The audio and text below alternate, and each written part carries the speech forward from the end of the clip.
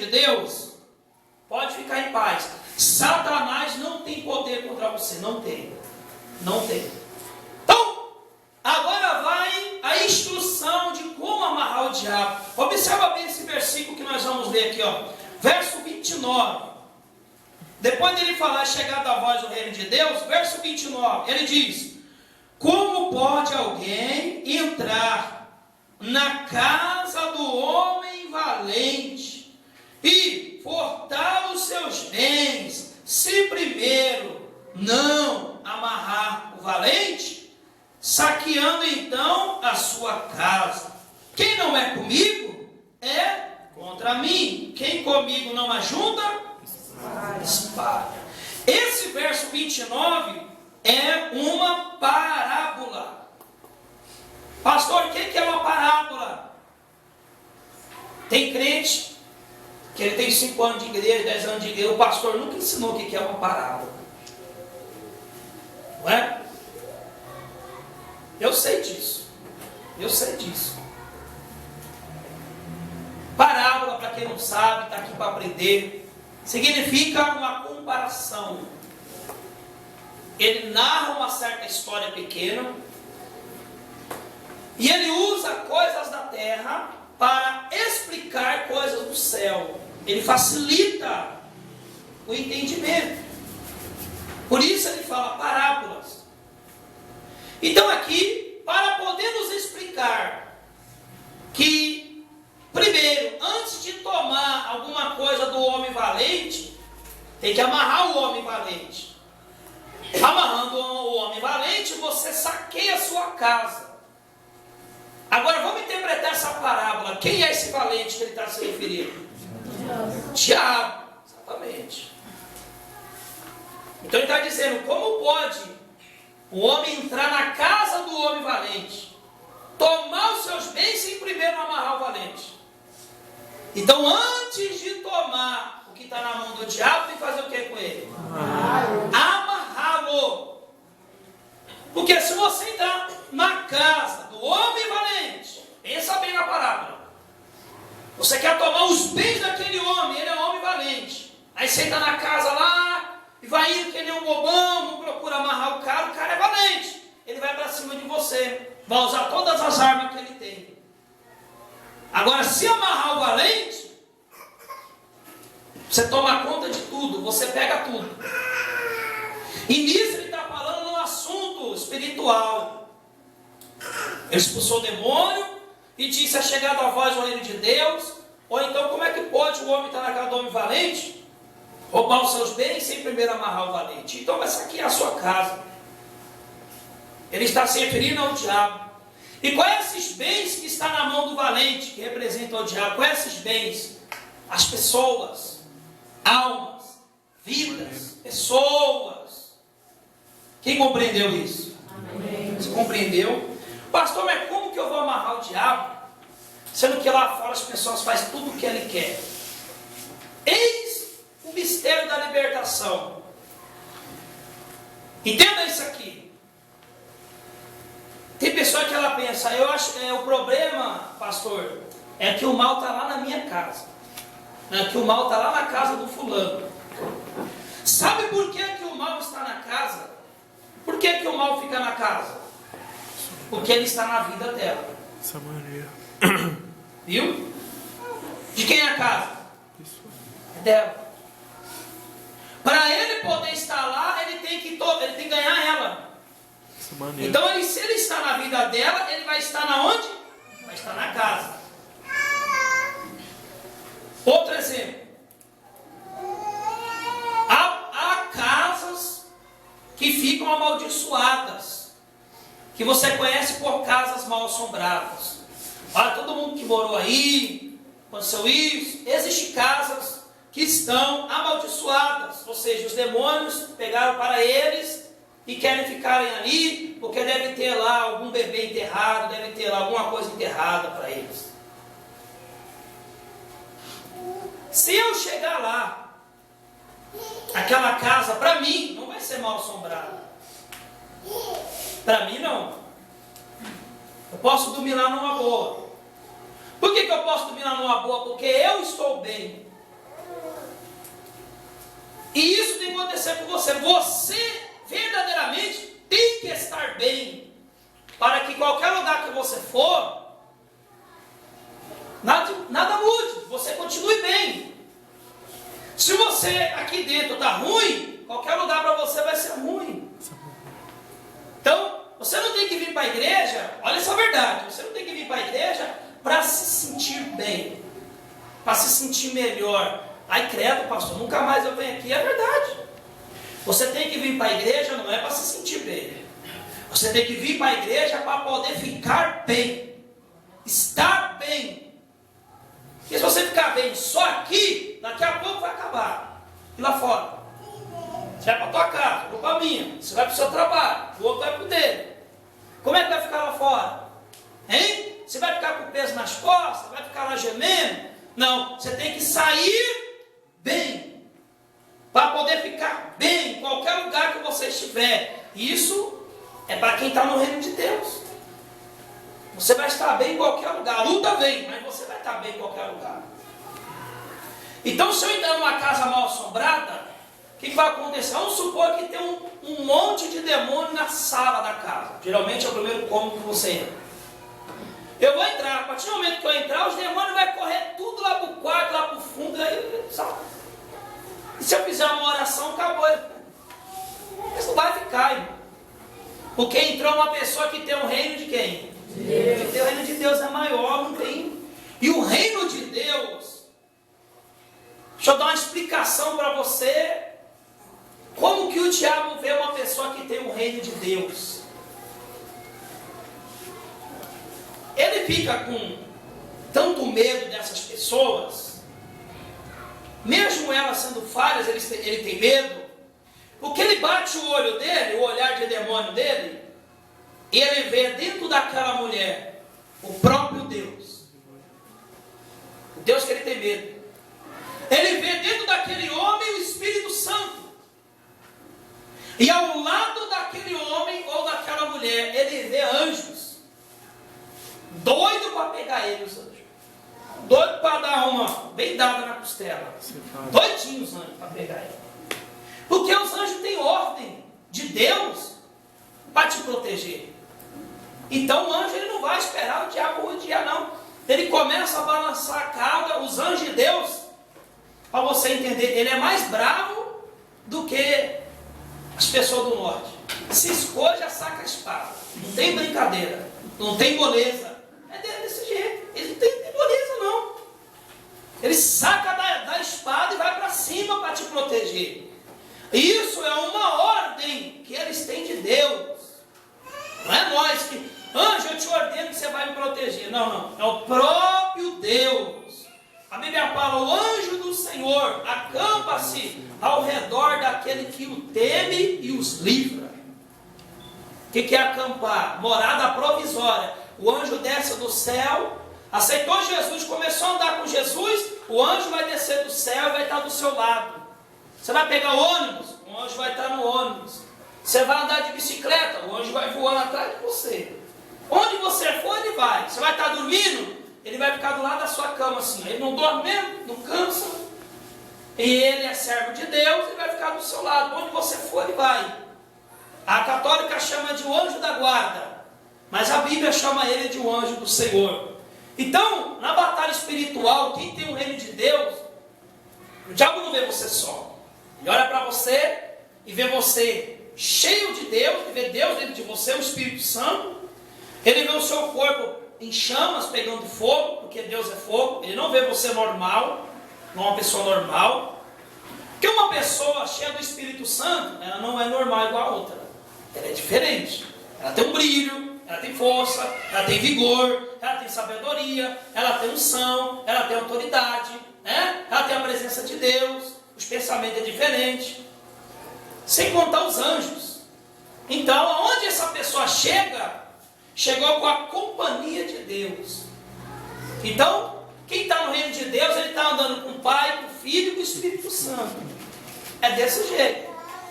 Jesus como guia, os anjos do lado para te proteger. Então, você chegando numa casa mal assombrada, os demônios vão olhar para aquilo ali, vai, bater em retirada. Quando um de vocês que tem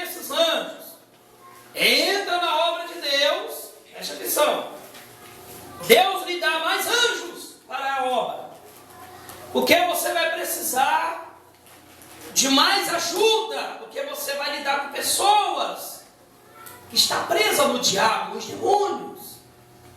Por exemplo, aqui nesse culto, como é que eu vou fazer esse culto? Levantar aqui essa igreja, tem aqui hoje mais ou menos 70 pessoas. Como é que eu vou estar na frente desse trabalho sem anjos para me ajudar? Não, Deus está comigo e Ele ordena esses anjos. Então, com essa autoridade vinda de Deus e com essa ajuda de Deus enviada pelos anjos, eu falo para você, vamos lutar em nome de Jesus. Aleluia. Eu não tenho ideia do tanto de anjo que anda comigo, também nem quero saber. Eu sei que são legiões de anjos. Que a gente lidar com muitos casos, nós lidamos com muitas pessoas, muitas situações, e graças a Deus, estamos em pé em nome de Jesus. Agora, como amarrar o diabo, pastor? Como eu posso fazer para amarrar o diabo? Você tem que amarrar ele, primeiramente, para você, para a sua vida primeiro. Ou seja, você amarrando ele, através da sua vida com Deus, todo canto que você for, ele está amarrado para você. Os outros lá fora, vai dar lugar para ele. Mas chegando-se uma pessoa de frente com ele, a qual ele já está amarrado, para ela, a coisa muda. Pastor, como eu vou amarrar o diabo? Como eu consigo amarrar o diabo para tomar esses bens? Para tomar a minha família? Como é que eu consigo? Primeira coisa, você tem que enfraquecê-lo. Enfraquecê-lo. Pastor, como é que eu vou enfraquecer o diabo? Muito fácil. Muito fácil, muito fácil. Vocês já aprenderam aqui. Irmão, quais são aquelas coisas que enfraquecem o diabo? Quais são? Vamos fazer uma lista delas aqui. Pelo menos 5. Hein?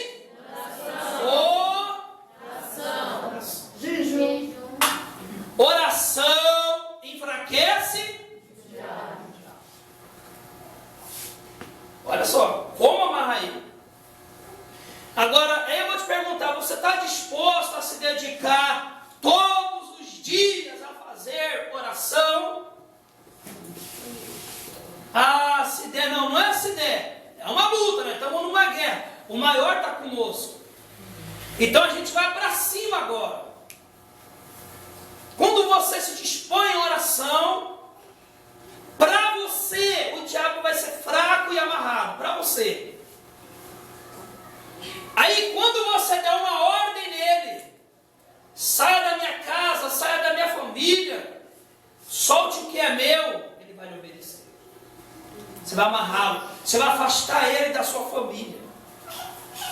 Porque ele vai ter que obedecer a uma pessoa que está amarrando ele. Isso é uma guerra, irmão. Os familiares que não se libertaram, está dando lugar para o inimigo lá. Aí fica aquela luta. O diabo se fortalece com a rebeldia deles. Só que, havendo uma luta sua contra ele, ele vai se enfraquecer através da sua oração.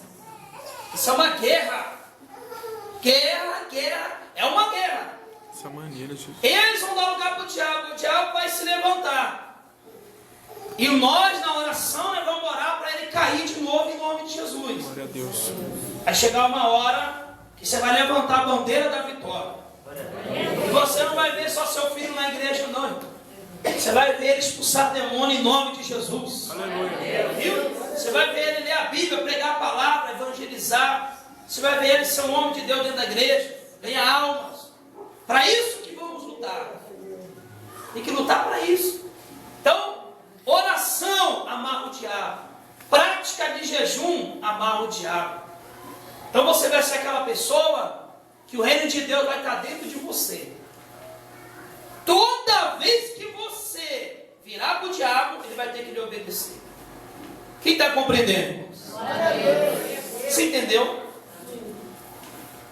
Toda vez que você se virar para ele, ele vai lhe sujeitar.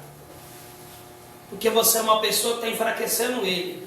Agora, nada vai valer oração, nada vai valer o jejum, Nada vai valer a campanha na igreja se você andar no pecado, se você andar na rebeldia. Ah, terça-feira nós vamos amarrar o diabo na igreja, vamos. Aí na sexta-feira eu vou é dia da cerveja, né? Não vai valer. Não vai valer. Você pode até orar e jejuar, mas se você dá para ele o que ele gosta, não tem como amarrar ele.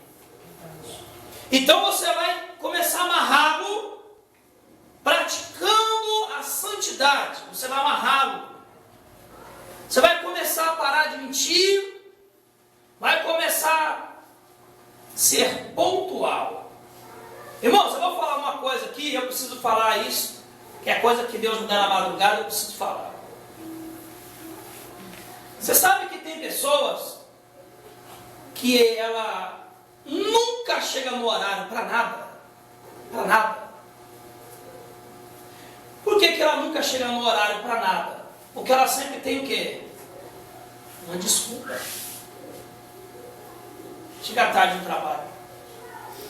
Chega tarde na escola. Chega tarde na igreja. Pode ser um feriado, pode ser o que for. Sempre tem uma desculpa para chegar o quê? Chegar tarde. Marcou um compromisso, chega tarde. E por que chega tarde? Muitos falam assim, é porque eu dormi demais. Mentira. Acordou e dormiu de novo. É verdade. A pessoa tem que largar a mania da mentira. Toda vez vai arrumar uma desculpa mentirosa para justificar os seus atrasos no trabalho, na escola, na igreja, seja onde for lá. Tem pessoa que ela se atrasa para tudo. Ela não tem um dia que a pessoa honra o seu horário. Eu sabia que Deus sabe a hora que começa o culto. E toda aquela pessoa que tem o mau costume de chegar, mau costume, eu estou dizendo mau costume, que tem pessoa que ela, vamos supor, tem pessoa que ela chega em casa do trabalho 8 horas da noite. Para uma pessoa dessa vir para a igreja, no máximo ela vai ter que fazer o quê? Tomar um gole de café e já sair correndo, é isso? Já vem correndo. Ela não chegou tarde, ela chegou no horário dela. Quem compreendeu? Chegou no horário dela. Já tem pessoa que 5 horas da tarde está em casa. Chega mais tarde do que o outro que chegou 8 horas. Dá para entender isso? Hein? E aqueles que não fazem nada ainda falam que não tem tempo para as coisas de Deus? Como é que me explica isso? Sabe, a explicação é mentira.